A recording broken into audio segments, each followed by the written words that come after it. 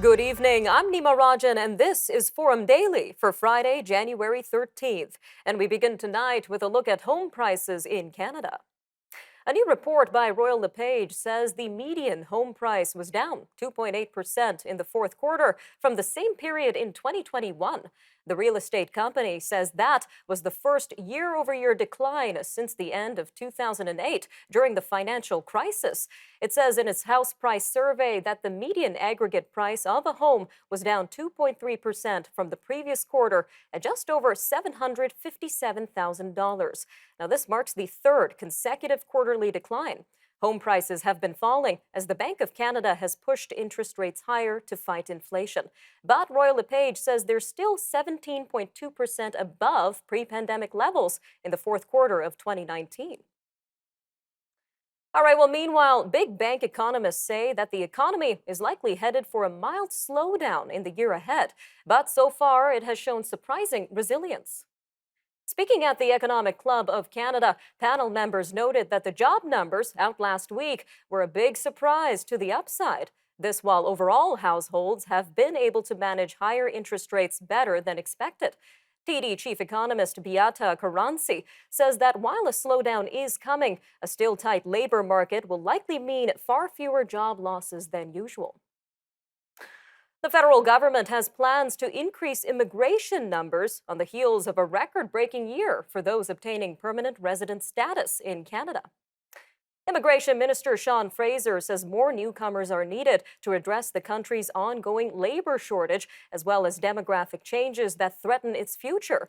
He says if Canada does not increase its immigration ambitions and bring more young families and working-age people into the country now, the affordability of schools and health care will be affected in the future.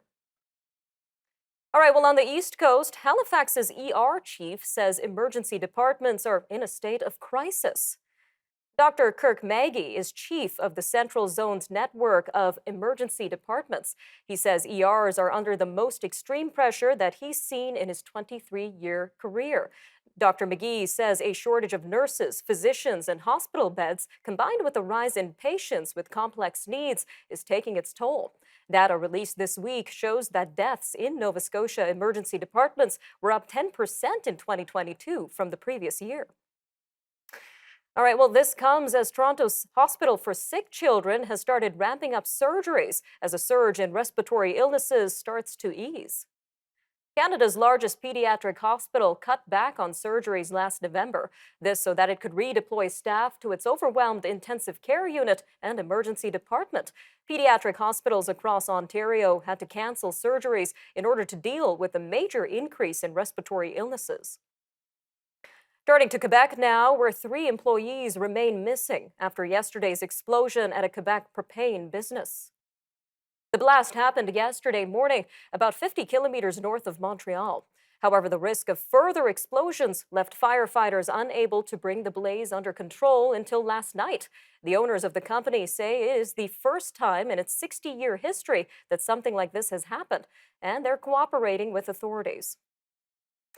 All right, well, on the other side of the country, parts of British Columbia are under a flood watch, while unseasonably warm temperatures have also raised avalanche concerns. The River Forecast Center says rivers and streams on Vancouver's North Shore Mountains, as well as near Squamish, the Sunshine Coast, and a large part of Vancouver Island, could exceed levels seen only every 5 years. Meanwhile, the avalanche risk now extends from Vancouver Island and the coastal mountains to southern interior ranges north and south of Kamloops. Cybersecurity experts are offering tips on protecting against cyber attacks. Robert Falzon of Checkpoint Canada says keeping computers and mobile devices up to date with the latest software is critical. Mr. Falzon also suggests that people download ransomware protection software and to be hyper-aware when opening emails or text messages from unknown sources.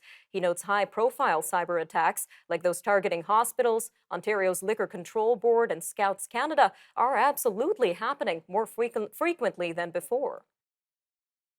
A tiny house village has opened its doors for people in Winnipeg who are experiencing homelessness. The concept for the 22-unit project started in 2019 with funding from the federal government, which has also backed similar endeavors in Saskatchewan and the Yukon. The initiative is being operated by an Indigenous organization, and staff on hand will be providing mental health, addiction, medical, and cultural services. All right, stay with us. Forum Daily will be right back after the break. And when we return, we're going to take a look at energy prices and policy with Dan McTeague from GasWizard.ca.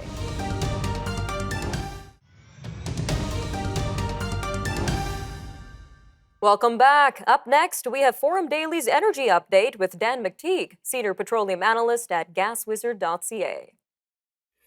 Well, thank you for that, Nima. And last week when we last spoke, I mentioned that the second week of January is always an interesting time, and this year promises not to disappoint when it comes to energy prices.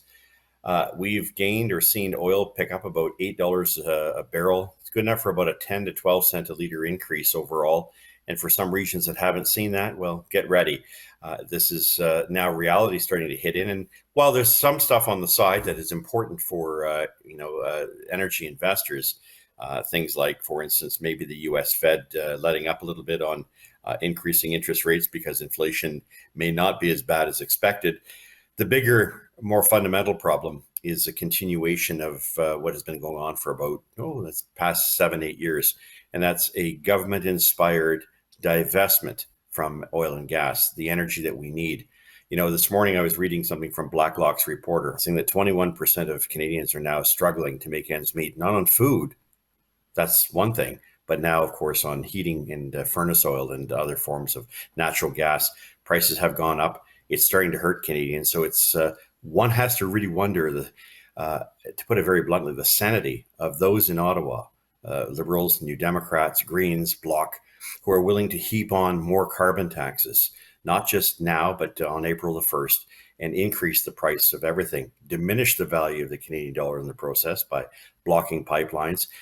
It doesn't just leave Canadians in an awful situation. Ask Germany how they feel about Canada refusing to supply the rest of the world. Japan being told, hey, we'll sell you metals so you can go make more batteries and you can wean yourself off your dependence on Russia. The real issue here is why the country with the third largest provable reserves in the world, proving that they beat all the so-called environmental, social, and governance standards in the world, refuses to allow itself the ability to help and come to the world's rescue. Or that we have so-called friends south of the border of the United States, the Biden administration, saying to heck with Canadian oil, even though it's done to the betterment of Americans and Canadians. We'll just go get our oil from Venezuela, or maybe we'll try Saudi Arabia, or maybe we'll even try to do a side deal with Iran. Whatever the case may be, I think it's becoming very clear to Canadians that given the cost of living, affordability is now out the door, and our diminished standard of living, I think a lot of Canadians are starting to have second thoughts about why gasoline, diesel prices, which are now heading up pretty much across the country, are really something that can sustain their support for this government. I'll leave that for the political commentary later on, because I can tell you, as a Liberal member of Parliament of 18 years, my party would have never accepted, the Liberal Party would have never accepted the kind of circumstance we have today in which we ignore our resources in pursuit of some pie-in-the-sky technologies that don't exist, won't exist, and for which regions of the world that have invested trillions, like Europe, have demonstrated that they have to go back to the good old days, not of using natural gas that can be given by Canada and oil, but in fact coal. So here we are on the precipice of what could be this across Canada, an increase on an average of about 5 to 10 cents a liter. So this time next week, if you're not happy with the $1.48 you're spending in Toronto, it'll be $1.54.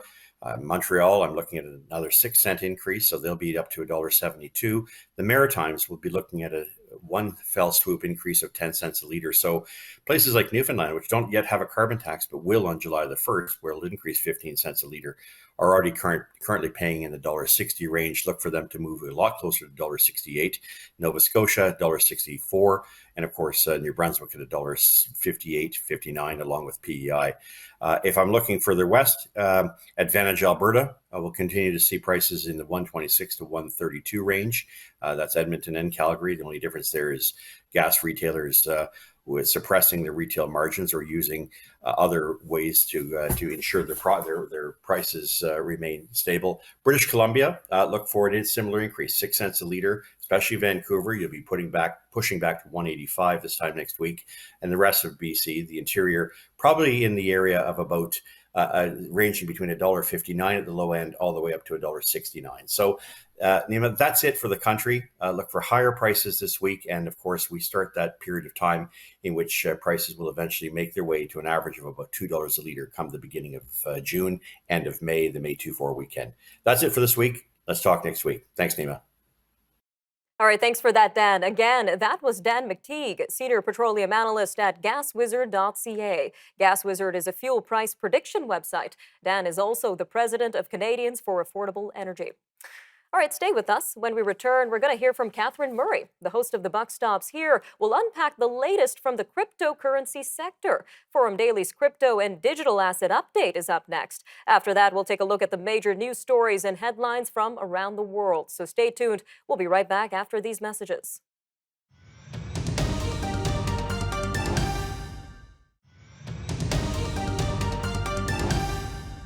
All right, joining us now for our crypto and digital asset update is Catherine Murray, host of The Buck Stops Here. Take it away, Catherine. Thanks, Nima. Hello, everyone, and welcome to your weekly crypto and digital asset update. I'm Catherine Murray. Well, we are seeing cryptocurrencies rally for once. We're seeing a real strong start to the year, really in large part driven by the risk-on mode that we're seeing in the broader North American equity markets, and in part driven by the belief that the U.S. Federal Reserve will not need to tighten quite as aggressively or as fast or by as much. And that in part is driven by what we saw yesterday, the CPI print coming in line with expectations and continues to follow that lower trend, the downward trend as it relates to inflation. So that continued to move the markets higher, and also the cryptocurrencies really taking off quite significantly here. Bitcoin, in fact, hit 19,000. It has since perhaps pulled back a little bit, but has an 18 handle on it. We'll take it. And you're also seeing volume about 2 times the 30-day average for Bitcoin specifically. Some of the other coins are trading flat, but in general, you are seeing a bit of an upswing and uptick in the cryptocurrency world right now. In terms of some of the news that we continue to follow, of course, we're watching FTX's bankruptcy court proceedings. And apparently the bankruptcy court has approved the company to sell its subsidiaries, which would be LedgerX, Embed, FTX Japan, and FTX Europe. And according to court filings, apparently there are 117 parties that have expressed interest in these entities. In addition, with respect to FTX, apparently they have located about $5 billion in cash and liquid securities. Again, that is according to an attorney for FTX. And also what we're hearing as it relates to the bankruptcy hearings in Delaware, during the hearing, we are expecting to hear from the judge, and he's going to be weighing in on whether to make the names of FTX's 9 million customers public. We'll wait and see. Interestingly, again, just to kind of keep it going with respect to the FTX story, and there are so many pieces and parts to it, the former FTX founder, Sam Bankman-Fried, has published a pre-mortem overview describing his version of the events causing the collapse of FTX in Alameda. He has reiterated previous comments that Alameda never accessed margin through the use of customer accounts or customer funds. And he also believes that FTX could have been saved if it wasn't forced into bankruptcy. Meanwhile, separate from that, we have seen the SEC charge Genesis as well as Gemini. Gemini, of course, is the company that was founded by the Winklevoss twins, made famous through their dealings with Facebook and Mark Zuckerberg. So the SEC has charged both of these companies with securities laws violations. And according to the SEC, the unregistered offerings that Genesis and Genesis had and raised billions of US dollars in crypto was that it was from hundreds of thousands of investors. And the SEC is saying that this is actually a product. They're complaining that what they've created is actually a product and therefore a security. Interestingly, this comes as these two firms are very much in a public fight. And in fact, they have ended the partnership with respect to this product. But nonetheless, the SEC is charging both of them, saying that that the product is a security. A lot of complications there for sure. Away from that, WonderFi, which trades on the TSX under the ticker WNDR, they have said that they have been in discussions about potential acquisitions and also potentially being acquired. That stock this week was halted, and when it did open up, it closed up quite significantly. It does trade at about 35 cents per share. Also, of course, as we think about the crypto winter that continues to have an impact on many companies within the space, and a crypto exchange called Crypto.com has announced that they will be reducing their global workforce by about 20%. We're also, though, seeing aspects and products evolve within the space. Samsung Asset Management, their arm, is launching a Bitcoin futures-based ETF in Hong Kong, and they're also considering launching a spot-based Bitcoin ETF. We're also seeing money continue to move into the space, believe it or not. A crypto startup called CyberX just closed a $15 million Series A raise. Having said that, it is important to point out that crypto startup fundings has fallen to a 2-year low. This, of course, following FTX's collapse and a number of other companies that we've been reporting on that have also collapsed.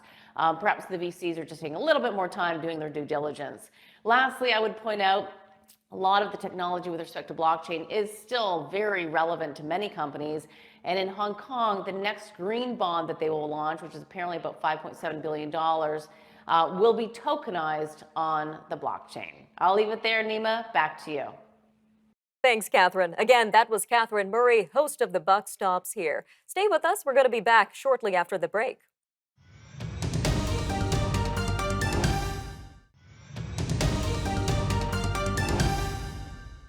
Ukraine is contesting the claim that Russian forces have captured the salt mining town of Soledar.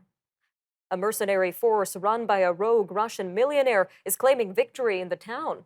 This while the Russian Defense Ministry claim its forces are responsible for the capture. The competing claims are highlighting a bitter rift between President Putin's forces and the private military force known as the Wagner Group.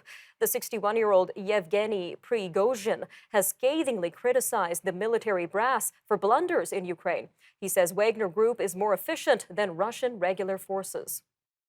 Meanwhile, Sweden's prime minister is denouncing a protest by Kurds in central Stockholm.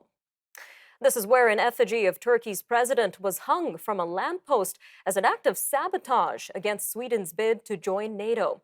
The protest outside City Hall on Wednesday drew an angry backlash from Turkey, which is a NATO member that already had held off approving Sweden's application until the government in Stockholm satisfies its demands. Those include Stockholm cracking down on Kurdish militants and other groups. Moving to Ethiopia now, where the military says members of the Amhara region special forces have started leaving the country's Tigray region. Now, this comes 2 months after a peace agreement in the Tigray conflict. The Ethiopian National Defense Force statement said the Amhara forces who fought alongside Ethiopian federal ones had left the Tigray town of Shire, which is a key humanitarian hub, and surrounding areas. But that could not be independently confirmed. The Amhara forces, like those from neighboring Eritrea, were not a party to the peace agreement signed in November. The presence of both has been a major challenge to the deal's implementation. Looks like the UK economy grew unexpectedly in November. This comes as the tight job market increased demand for employment services and soccer's World Cup boosted hospitality. The Office for National Statistics says gross domestic product, the broadest measure of economic activity, increased 0.1% from the previous month. Now, that beat the expectations of economists who had forecasted a 0.2% contraction. Despite the better-than-expected figures, the ONS says that monthly GDP estimates should be treated with caution. This is because they are more volatile than quarterly data. China's trade surplus swelled to a record $877.6 billion in 2022 as exports rose 7%. The news comes despite weakening U.S. and European demand and antivirus controls that temporarily shut down Shanghai and other industrial centers. Imports edged up 1.1% to $2.7 trillion, cooling from the previous year's 30.1% rise as growth in the world's second largest economy slowed. The country's politically sensitive trade surplus expanded by 29.7% from 2021's record, which is already the highest ever for any economy. The Trump Organization has been fined $1.6 million for tax fraud. A fine was the only penalty a judge could impose for its conviction last month for 17 tax crimes. It is punishment for a scheme in which former U.S. President Donald Trump's former top executives dodged personal income taxes on lavish job perks. Mr. Trump himself was not on trial and denied any knowledge of any wrongdoing. The death toll in the aftermath of a series of tornadoes in the southern U.S. has now risen to 9. Crews found a body early this morning in the rubble of a heavily damaged area in central Alabama. Elsewhere, 12 people were seriously injured and dozens of homes were damaged. More than 22,000 people were left without power in Alabama and 23,000 in Georgia. The European Union wants to bolster its capacity to launch small satellites into space with a new launch pad in Arctic Sweden. EU officials and Sweden's King Carl XVI Gustav inaugurated the EU's first orbital launch complex on Friday. Now, this was during a visit to Sweden by the European Commission. The new facility near the city of Kiruna should complement the EU's current launching capabilities in French Guiana. European Commission President Ursula von der Leyen said that small satellites are crucial to tracking natural disasters in real time and help guarantee security. A Canadian is on top of the podium at a World Cup women's ski jump event for the first time. Calgary's Alexandria Lutit won gold today in Zeio, Japan. She finished well ahead of 2 Austrian ski jumpers. The 19-year-old from Calgary won bronze last year in the inaugural mixed team ski jumping event at the Beijing Games. All right, I'm Nima Rajan, and that'll do it for your look at national and international news for today. Remember, for more news on demand, you could always visit our website, thenewsforum.ca, or follow us on our social media handles on Facebook, Instagram, Twitter, and TikTok. Take care, Canada. We'll see you next time.